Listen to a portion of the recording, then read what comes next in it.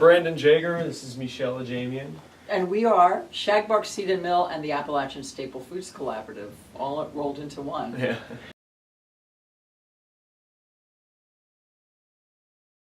As you know, when people think of staples, they also think about root crops like potatoes and whatnot. And while we agree with that, we're focusing on what we typically think of going to the commodity elevator, but in a form that's much higher nutrition. So for example, corn goes there, but the corn that we're looking at is heirloom corn, which has a huge germ, which means a lot of protein to it.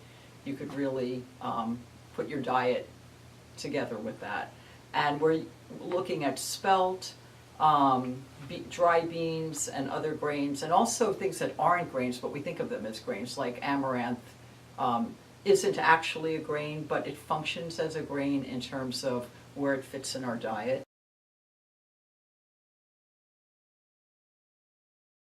And this is what we got out of it. We have a line of products that people can purchase at several retail spots in town, including our farmers market stand. Fresh ground flour from corn and spelt. This year's crops of corn, spelt, and beans, and people are really excited about it. Here's what we have so far in a very tight, cramped space. We have the stone mill that produces the fine flour that bakeries and restaurants and pizza shops have been using this past year and raving about.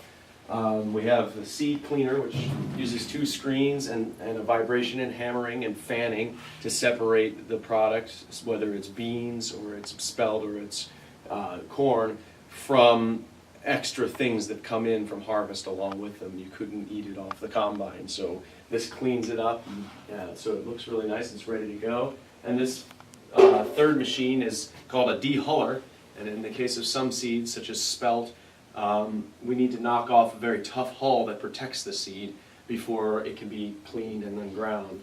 So these are three of the primary machines we're using right now to get our products out, and there's a few more we're going to be lining up, as well as a more appropriate setup. No drop ceiling, more like an 18, 20, or 30-foot ceiling, and stands for using gravity to move through the machine. So that's where we're headed, more efficiency.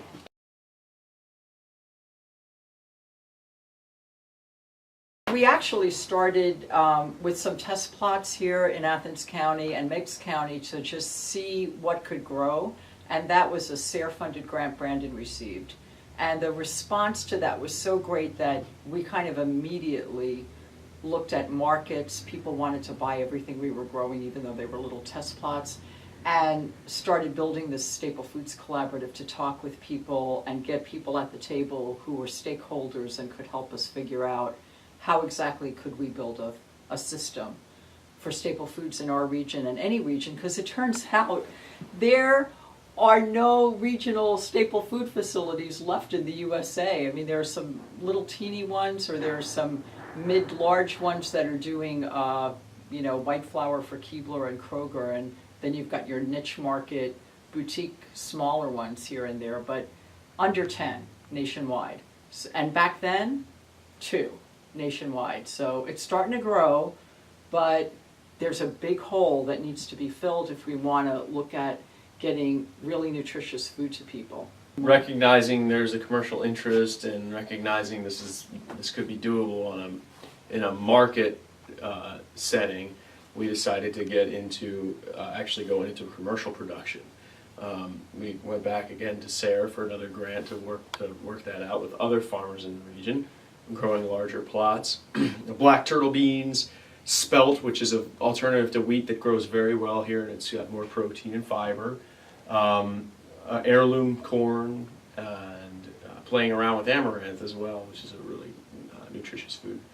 And things have wound up. We've had farmers join in, some move on, but we've had all in all more and more farmers and more acres every season for that past 2 seasons, and for the upcoming season we expect double again.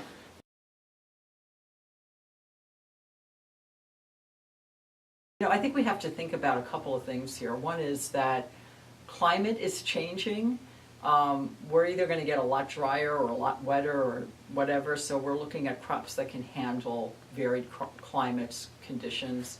And oil is, gonna keep going up, and when it's $300 a barrel, we're not, wheat, which doesn't grow so well in Ohio as a yeasted bread wheat, grows out west beautifully. Well, that's gonna become like olive oil.